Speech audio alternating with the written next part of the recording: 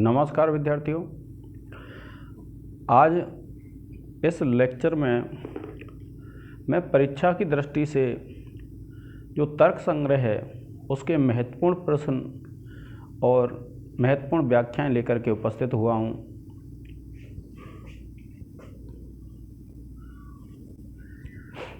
अब देखिए, जो तर्क संग्रह है उनमें से कौन से जो प्रश्न हैं जो महत्वपूर्ण अर्थात जिनके आने की संभावना बहुत ज़्यादा है। देखिए, एक प्रश्न आप याद कर लेंगे प्रमाण चतुष्टय पर। प्रमाण चतुष्टय का तात्पर्य ये होता है विद्यार्थियों, ये जो आपके चार प्रमाण हैं, कौन से? प्रत्यक्ष, अनुमान, उपमान और शब्द, इन पे प्रश्न कई बार से एक साथ आ रहा है। अगर एक कोई पूछ लेता है तो आपको संक्षिप्त में लिख देना है, और अगर आपसे सबको पूछ लेता है तो आप मान लीजिए आपसे पूछ ले एक, तो आपको विस्तार से लिख देना है। जैसे मान लो प्रत्यक्ष पूछ लिया तो प्रत्यक्ष को विस्तार से लिख देंगे, अनुमान पूछ लिया तो अनुमान को विस्तार से लिख देंगे, शब्द पूछ लिया शब्द को विस्तार से लिख देंगे, और यदि उपमान पूछ लिया तो उपमान को। किंतु मैं 2-3 वर्ष से ऐसा देख रहा हूँ कि चारों प्रमाणों को मिला करके वो प्रश्न पूछ लेता है। जैसे पिछली वर्ष भी 2020 में जो प्रश्न पूछा गया है वो है प्रमाण पे ही पूछा गया है कि प्रमाण को बताओ। तो आपको ये ध्यान रखना है, चारों प्रमाणों को बहुत अच्छी तरह से तैयार कर लेना है, क्योंकि वह पूछ सकता है। फिर देखिए, एक जो प्रश्न है वह है इंद्रियार्थ सन्निकर्ष।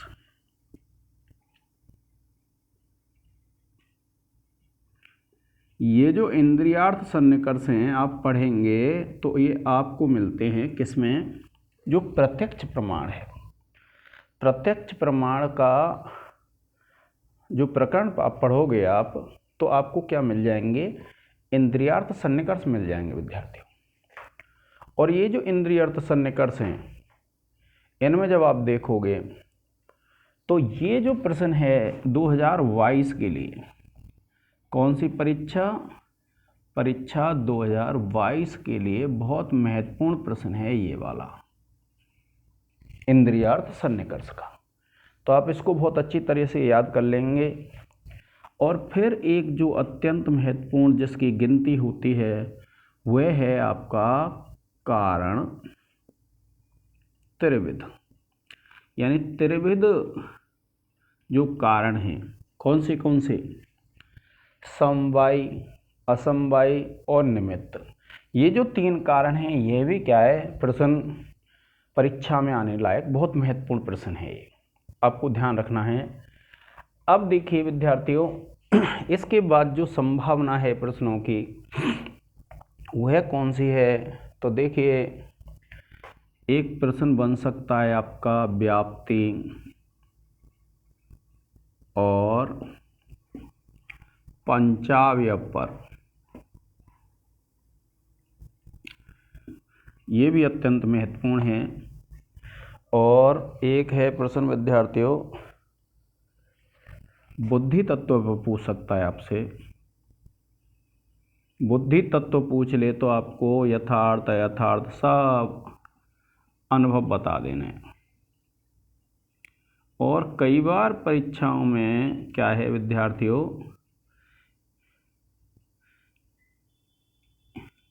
एक प्रश्न आया है कि सप्त पदार्थों का संक्षिप्त परिचय दीजिए। ठीक है विद्यार्थियों, मेरे हिसाब से इन 2 प्रश्नों में से एक आपको इस साल आ जाएगा, नहीं तो इन 6 प्रश्नों को आप तैयार कर लेना, एक भी प्रश्न आपका बाहर नहीं जाएगा। इसका एक स्क्रीनशॉट ले लें विद्यार्थियों।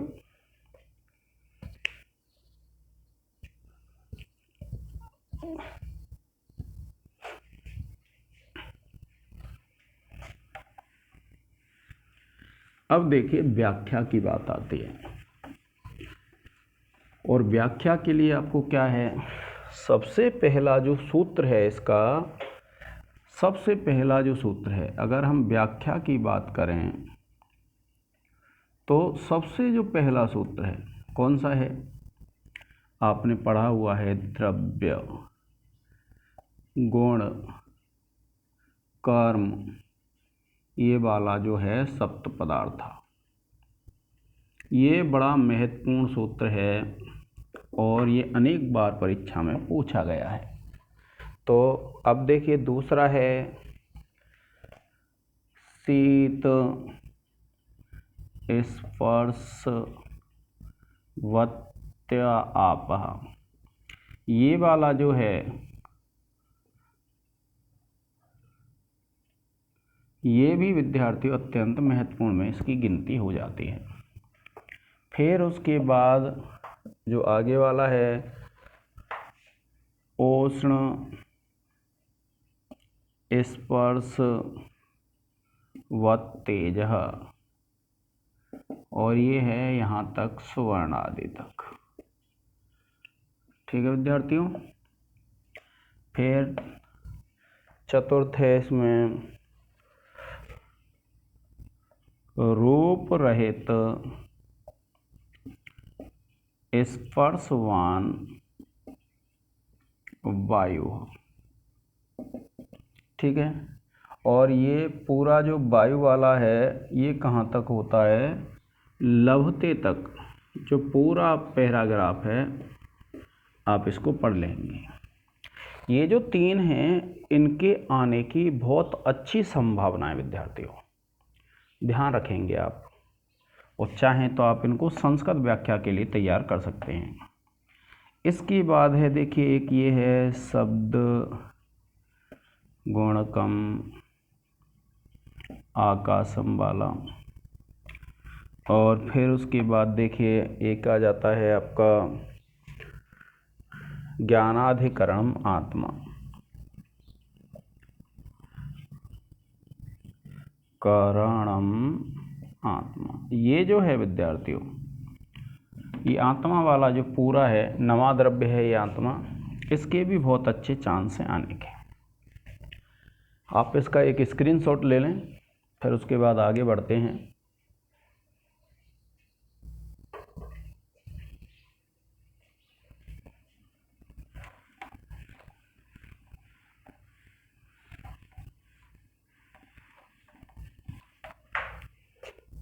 अब फिर देखिए गुणों में चलते हैं हम। चतुर्मात्र ग्राह्यो गुणो रूपम, ये जो पूरा पैराग्राफ है विद्यार्थियों, जिसमें रूप और रूप के भेदों के बारे में बताया गया है, आपको पूरा अच्छी तरह से पढ़ लेना है। फिर उसके बाद है रसना ग्राह्यो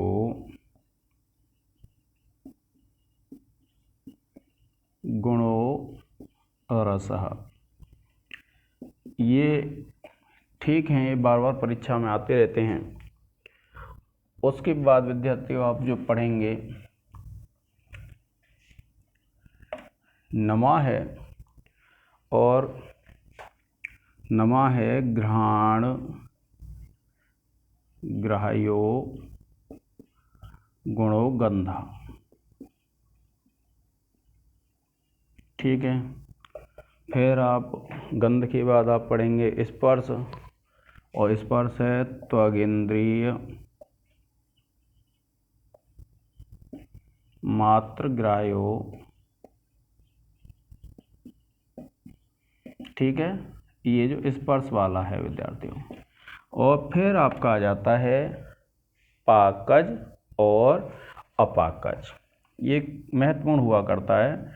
तो रूपादि चतुष्टयम ये वाला है, रूपादि चतुष्टयम जब आप पढ़ेंगे तो उसमें किताब में दे रखा है पाकज और अपाकज। क्योंकि जब आप उसको पढ़ते हैं तो एक पाकज है, पाकज और अपाकज, यानी जब 4 आप गुण पढ़ लेंगे, कौन से, रूप रस गंध और स्पर्श, इसके बाद क्या आता है, पाकज और अपाकज आता है, तो वो ये है।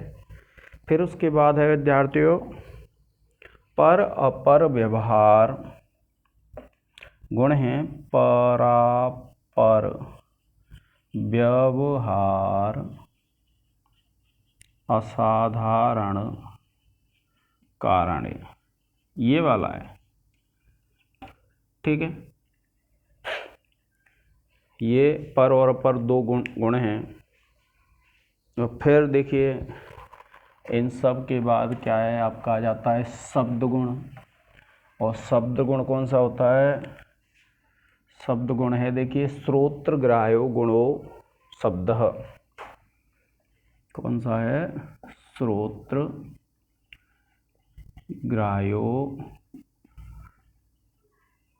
गुणो शब्दः, ये भी आप याद कर लेंगे। और यहाँ से संस्कृत भाषा आदि रूपः तक, संस्कृत भाषा आदि रूपः, ठीक है। और उसके बाद है आपका बुद्धि आ जाता है, सर्व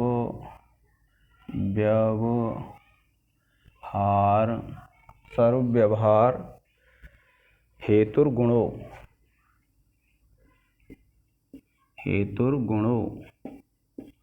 बुद्धिर्ज्ञानम। यहाँ से विद्यार्थियों लेकर के आपको जो पूरा है यथार्थ और अयथार्थ अनुभव तक, वह आपको पूरा याद कर लेना है। परीक्षा के लिए ये अत्यंत महत्वपूर्ण टॉपिक होता है बुद्धि, क्योंकि बुद्धि के अंदर ही यथार्थ अयथार्थ प्रमा अप्रमा सब आ जाते हैं। फिर उसके बाद देखिए एक है कारणम त्रिविधम, ये भी ठीक है, कारणम त्रिविधम, ये वाला जो टॉपिक है, जो समवाय असमवाय और निमित्त आदि जो कारण हैं उनको पढ़ लेंगे। और ये कहाँ तक है, पटस्य तक है। फिर देखिए 16वां जो है, जो प्रत्यक्ष प्रमाण है, तत्र प्रत्यक्ष ज्ञान करणम, प्रत्यक्ष, इसमें क्या है, आपको इसके जो भेद वगैरह हैं सब कुछ भी है वह आपको पढ़ना है। और कहाँ तक, प्रमाणो अयम इति तक, कहाँ तक पढ़ेंगे, प्रमाणो अयम इति, ठीक है। और फिर देखिए जो 17वां है वह क्या है विद्यार्थियों, इंद्रियार्थ सन्निकर्ष है। तो आप लिखेंगे कहाँ से शुरू होता है ये, प्रत्यक्ष ज्ञान हेतुर, ये भी अत्यंत महत्वपूर्ण है व्याख्या के लिए, प्रत्यक्ष ज्ञान हेतुर इंद्रियार्थ सन्निकर्षः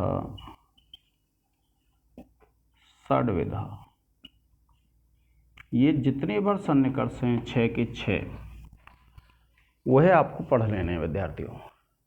क्योंकि मैं जहाँ तक सोचता हूँ इस सन्निकर्ष में से और प्रत्यक्ष में से आपको एक व्याख्या निश्चित रूप से मिलनी चाहिए, जो मेरा अनुमान है परीक्षा 2022 के लिए, तो आपको एक व्याख्या क्या है, निश्चित रूप से मिल जाएगी। अब उसके बाद देखिए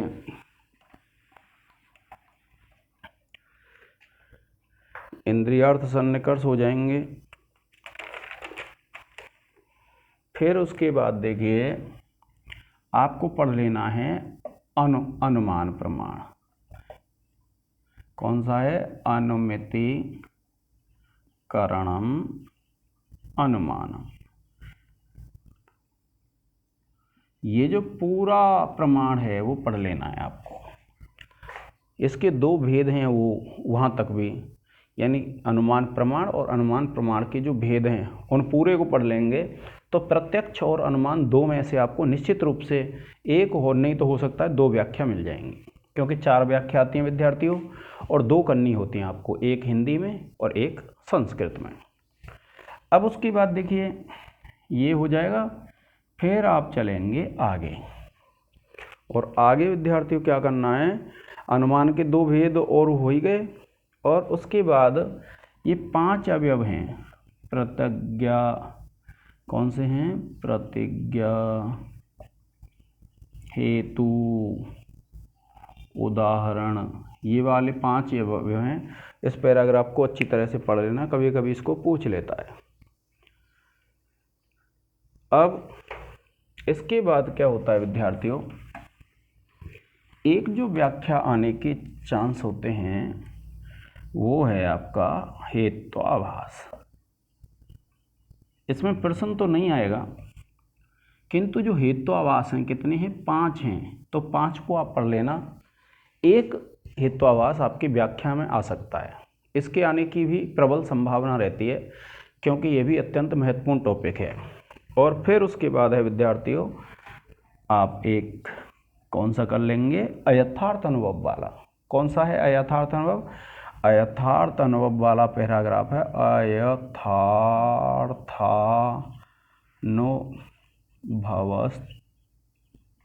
त्रिविधा। ये पैराग्राफ आप पढ़ेंगे तो 3 अयथार्थ अनुभव हैं जो मैंने अपने अंतिम वीडियो में आपको बताए थे। कौन से, संशय, विपर्य और तर्क। तो वह जो पैराग्राफ है उसको पढ़ लेना विद्यार्थियों।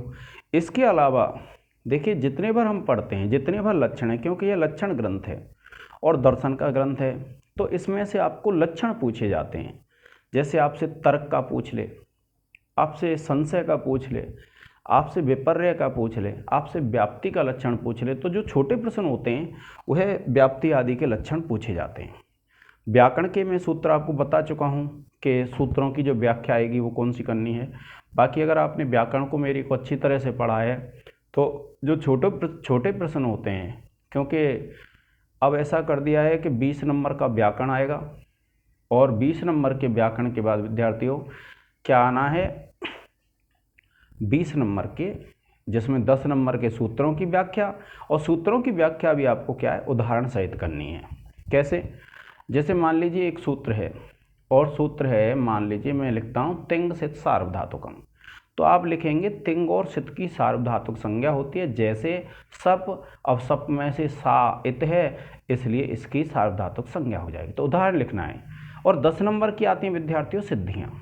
तो आपकी समझ में आ गया होगा कि 40 नंबर के व्याकरण में 20 नंबर का तो छोटे प्रश्नों में यानी 10 प्रश्न आएंगे 2-2 अंक के, और 20 नंबर का बड़े में, जिसमें 10 अंक का तो आपको आना है सूत्र व्याख्या, और 10 नंबर की शब्द सिद्धि, धातु रूप की सिद्धि। अब देखिए ये जो तर्क संग्रह है, तर्क संग्रह के लिए आपको क्या करना है विद्यार्थियों, मेरा जो अनुमान है जो 9 द्रव्य हमारे, उनमें से एक द्रव्य निश्चित रूप से आएगा व्याख्या के लिए। तो एक द्रव्य तो हम 9 व्याख्या संस्कृत में तैयार कर सकते हैं, और एक अगर आ जाता है तो हमारी समस्या का समाधान हो जाएगा। प्रश्नों के लिए आपको परेशान नहीं होना है। क्यों? क्योंकि जो प्रश्न तो मेरे टेलीग्राम चैनल पर हैं पूरे, यानी बीए फाइनल का जितना भर पाठ्यक्रम है, एमए प्रीवियस का जितना भर है, सेकेंड ईयर का जितना है और बीए फर्स्ट ईयर का जितना है, सब कुछ मेरे टेलीग्राम चैनल पर आपको प्रश्न मिल जाएंगे। आपको परेशान होने की ज़रूरत नहीं है, 1 वीक सीरीज़ पढ़ने की ज़रूरत नहीं है। बस आपको क्या करना है, अपना अध्ययन सुचारू रूप से रखना है। अब इसके बाद जो मोस्ट प्रश्न आएंगे व्याख्या और प्रश्न, वो हैं श्रीमद् भगवत गीता के। तो जो श्रीमद् भगवत गीता है उसके जो मोस्ट प्रश्न होंगे विद्यार्थियों, उनको हम आगे आने वाले वीडियो में पढ़ेंगे। आज के इस लेक्चर में विद्यार्थियों इतना ही। जय हिंद, जय भारत।